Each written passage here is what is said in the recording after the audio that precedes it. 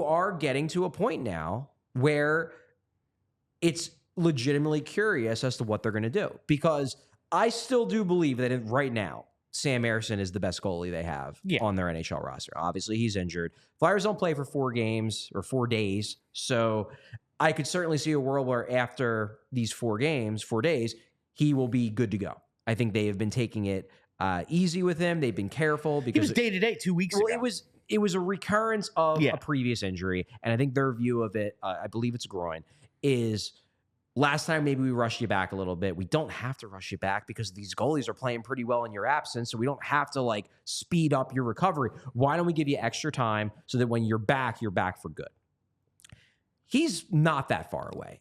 When he comes back, Fedotov deserves to be here. He's playing really good hockey. And now you're like, Kolosov kind of deserves to be here too. So I don't love a 3-goalie thing, but none of these guys deserve to not be here. It is like, I don't have the biggest problem if you're able to somehow get all 3 of them starts. That's the problem. The issue to me is more like, how do you keep them all fresh? How do you, like, if 2 of them have good games, like, okay, now game 3, we're going to go to some other guy. Yeah.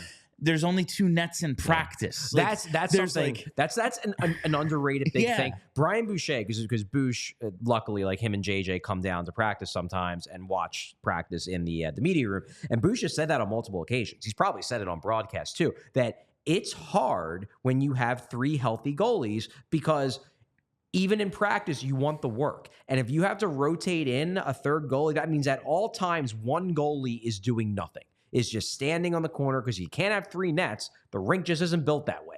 And you just don't get as good of a practice if you're constantly rotating guys in between the 2 nets. So it's tough. It's tough to have 3 goalies, but they're just in a situation now where all 3 deserve to be here. I'm very interested to see how they handle it, especially considering what we believe is going to happen with Kolosov. Yeah, we believe he's likely to, at least they are worried that if they try to send him down to the AHL, that he will say, all right, peace, I'm going back home. It's not a right now thing. That's we're going to need a second belt. That's dope. Yeah, that's really cool. We're going to need a 3rd one. Send it this way. I really want one of these. I want one of these so bad. They're like $600 though. Ava will kill me. Are they that expensive? Oh yeah. I mean, can you get cheaper ones that are just plastic? I'm sure you can. Yeah. I'm bougie, Charlie. Yeah, you scream bougie, Bill. I've actually been saying on the shows you haven't been on, people have to buy Black Friday stuff to keep Charlie in diamonds and furs. It's not a right now thing, definitely, but because we've been asked this question, I've seen you asked it on Twitter. I have been asked it as well. Would you ever consider trading Sam Ersson? I wouldn't, because to me, he is still the surest thing. Like, to be honest, if anything, I would probably consider trading Fedotov. Yes. Because he's the oldest, and he's showing he's an NHL caliber goalie. With all of the young guys they have in the system, it's hard to see where he fits if these guys are all good. He just turned 28. Yeah. Like, he signed through next year. It's like, well, what do we do? Extend him? Yeah, exactly. Like, and I mean, yeah, this team might, because they seem to hand out a lot of extensions, but it doesn't make a ton of sense.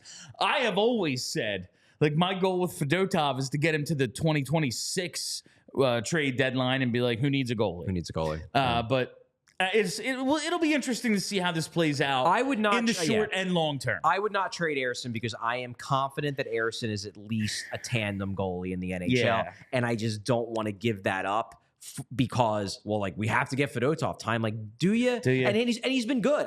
This is not me crapping on Ivan Fedotov. He's done a really good job turning his season around. He looks like an NHL caliber goalie. It's just that he's the guy who's the hardest to look 3-4 years down the road and see a world where he's an essential part of this team. The argument is, at least the one I've seen that makes the most sense, is also like Sam Ersson is the one that gets you the best return. And with Bjarnason and Zavragin, it's like, dude, any of these guys actually, like, what's our timeline here? And that's a question we don't actually know, and I don't know if they actually know it either.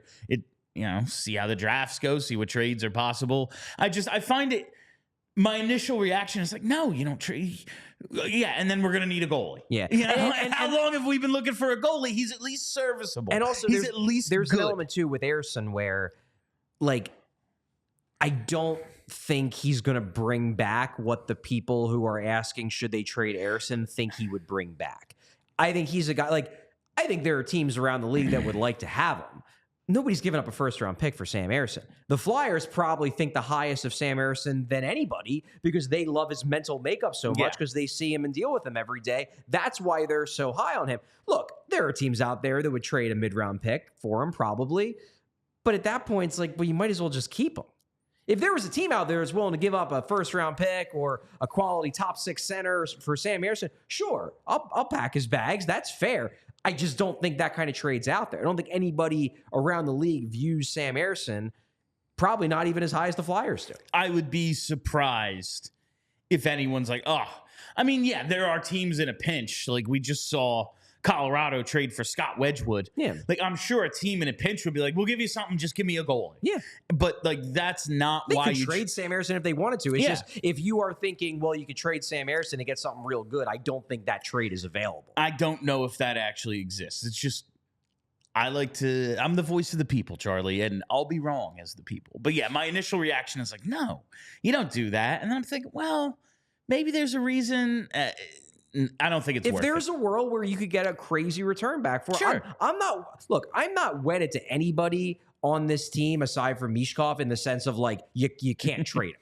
Anybody else, like, sure, if the offer's good enough, absolutely, as long as there's no like trade protection or whatever, which for quite a few of these guys there are, so you just can't trade them, like Couturier, Sanheim, Konechny. But like everybody else who is theoretically tradable, whose name is not Matvei Michkov, sure, in the right deal, you got to make them available.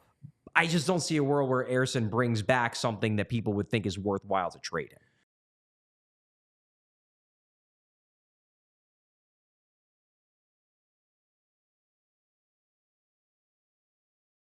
We all silly like the mayor.